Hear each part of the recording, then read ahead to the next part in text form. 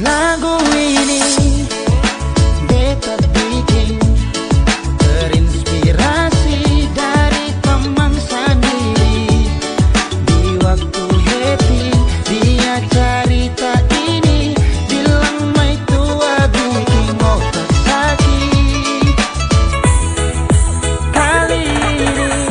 Oke baik pendengar, saat ini kita sudah bersama dengan rekan Sanusi yang akan melaporkan suasana terkini di TPS 03 Gemini. Oke baik, kita sapa. Assalamualaikum, selamat pagi. Waalaikumsalam, selamat pagi jelang siang rekan Cibru. Selamat siang juga. Oke baik, apa kabarnya pagi hari ini, sehat? Alhamdulillah cukup sehat rekan Cibru. Alhamdulillah cukup sehat, berarti belum sempurna sehat ini. Tapi tetap semangat ya. Pasti tetap semangat kita. Iya, oke baik. Silakan untuk laporan terkininya nih dari TPS 03 Kemili nih rekan Sanusi. Baik, terima kasih rekan Cibru, pendengar RRI Takengon dimanapun Anda berada. Kami baru saja memberikan hak pilih kami, hak suara kami dalam Pilkada 2024 di Kabupaten Aceh Tengah. Dapat kami sampaikan, selain kami memberikan hak suara, juga masyarakat Kampung Gemili, Kecamatan Bobesen, Kabupaten Aceh Tengah, dan secara luas di Kabupaten Aceh Tengah pada hari ini melakukan pemungutan suara Pilkada 2024 untuk menentukan pemimpin terbaik 5 tahun ke depan. Rekan Cibro, dapat kami sampaikan, suasana di TPS 3 Kampung Gemili, Kecamatan Bobesen ini, di mana antusias masyarakat warga Gemili ini cukup tinggi untuk memberikan hak pilih mereka dan berpartisipasi dalam pesta demokrasi 5 tahunan di Kabupaten Aceh Tengah.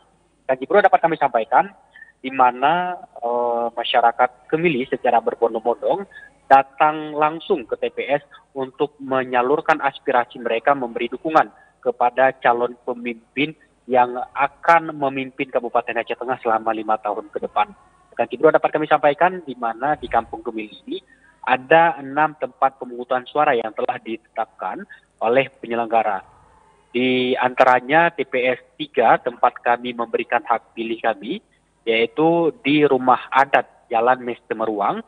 Sementara TPS lainnya ada di pekarangan Masjid Babu Salam Gemili, ada juga di SD Negeri 10, ada juga di depan Hotel Penemas, dan ada juga TPS yang dipusatkan di komplek Sekolah Budi Dharma, tepatnya Jalan Mestemeruang, rekan Cibru.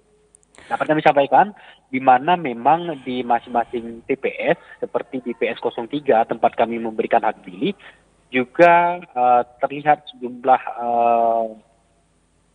pengamanan yang dilakukan cukup ketat guna mengantisipasi terjadinya hal-hal yang dapat menodai pesta demokrasi di Kabupaten Aceh Tengah. Rekan Cibru, dapat kami sampaikan, di mana memang kendati masyarakat tidak mendapatkan undangan untuk memilih di Pilkada 2024 ini di Kabupaten Aceh Tengah, dapat membawa KTP, baik itu yang berupa hard ataupun foto ataupun fotokopi KTP untuk ditunjukkan kepada petugas Linmas yang ada di masing-masing TPS, yang nantinya akan dilakukan verifikasi dan pengecekan untuk diberikan undangan memilih. Dan hal ini yang kami lakukan tadi untuk mengetahui sebenarnya seperti apa jalur ataupun mekanisme bagi pemilih yang tidak dapat undangan memilih. Dan ternyata rekan Cibru dan pendengar RRI, untuk mendapatkan undangan memilih dari petugas ataupun penyelenggara itu juga cukup mudah sekali, hanya dengan membawa foto KTP yang kita tunjukkan di HP, dan kemudian kita cek di DPT online untuk mengetahui di mana posisi kita memilih, dan selanjutnya langsung kita datangi TPS yang sudah tertera di DPT online untuk kita tunjukkan ke foto KTP untuk kemudian diberikan undangan memilih oleh petugas rekan Cibru. Oke baik, sepertinya sangat simpel ya rekan Sanusi ya untuk Benar pemilihan sekali kali rekan ini ya. Cibru. Benar sekali, ini artinya tidak ada alasan sebenarnya bagi masyarakat Aceh Tengah untuk golput pada pilkada tahun ini. Betul. Harapan penyelenggara memang partisipasi pemilih untuk pemilihan kepala daerah ini bisa mencapai 100% rekan Cibro. Amin, amin ya rabbal alamin. Kita doakan ya, mudah-mudahan tercapai ya. Oke, baik rekan Sanusi, halo. Ya, Secara kasat mata, apakah terlihat di sana atau ada laporan dari pihak penyelenggara pemilu untuk kalangan pemilih disabilitas nih rekan Sanusi? ya, untuk pemilih disabilitas memang seperti informasi yang kami peroleh dari penyelenggara, dipusatkan di masing-masing tempat tinggal pemilih rekan Cibro. Ini artinya berbeda dengan TPS khusus yang dipusatkan di Rutan Takengon, karena memang dari pihak penyelenggara sendiri tidak membuat TPS khusus disabilitas. Ini artinya bagi masyarakat ataupun bagi penyandang disabilitas dapat memberikan hak suara mereka di masing-masing TPS terdekat di mana mereka tinggal, begitu rekan Cibro. Oke, baik. Terima kasih untuk laporannya rekan Sanusi. Ditunggu laporan terkininya berikutnya ya. Selamat beraktivitas. Baik, terima kasih. Assalamualaikum warahmatullahi wabarakatuh. Waalaikumsalam.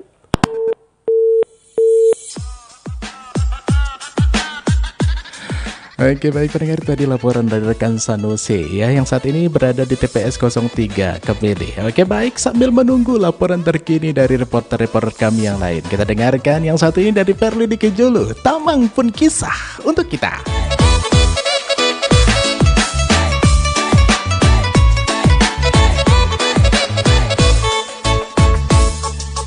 Lagu ini beta bikin terinspirasi dari Tamang sendiri.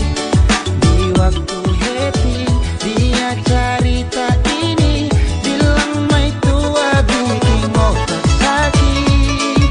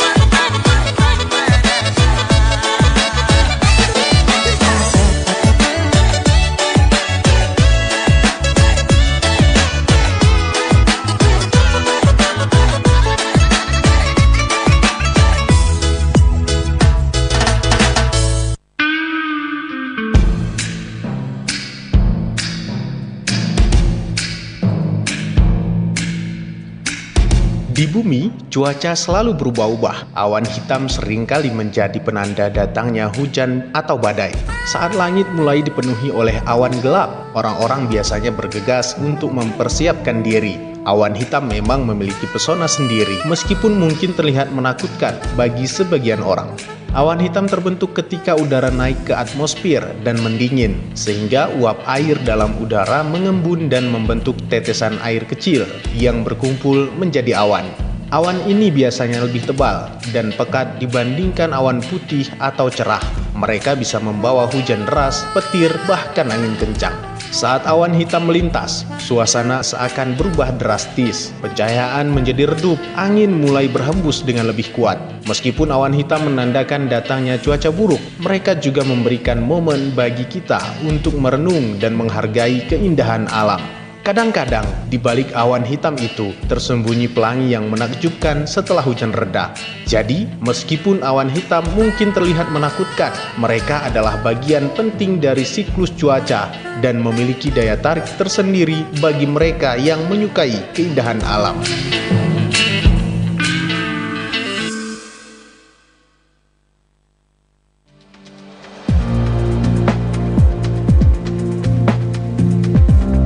Keberadaan tumbuhan eceng gondok dinilai dapat mengganggu ekosistem air karena pertumbuhannya yang sangat cepat, mampu menutupi permukaan air yang begitu luas, serta dapat mengganggu aktivitas perikanan. Namun di balik itu, eceng gondok menyimpan sisi positif yang dapat dimanfaatkan. Pertama, eceng gondok mampu mengendalikan polusi air yang menyerap logam berat dan polutan lainnya dari dalam air sehingga berpotensi sebagai agen pembersih air alami. Kedua, eceng gondok dapat digunakan sebagai bahan kerajinan seperti tas, topi, dan tikar yang tentunya memiliki seni tinggi dan bernilai ekonomi. Ketiga, sapi dan kambing juga makan eceng gondok, meskipun perlu dikendalikan karena memiliki kandungan air yang tinggi. Banyak yang tidak tahu, manfaat keempat dari eceng gondok adalah dapat digunakan sebagai bahan baku pembuatan biogas dan kompos, di mana fermentasinya menghasilkan energi terbarukan. Eceng gondok berpotensi besar jika dimanfaatkan dengan baik, sebaliknya menjadi ancaman jika dibiarkan tanpa terkendali.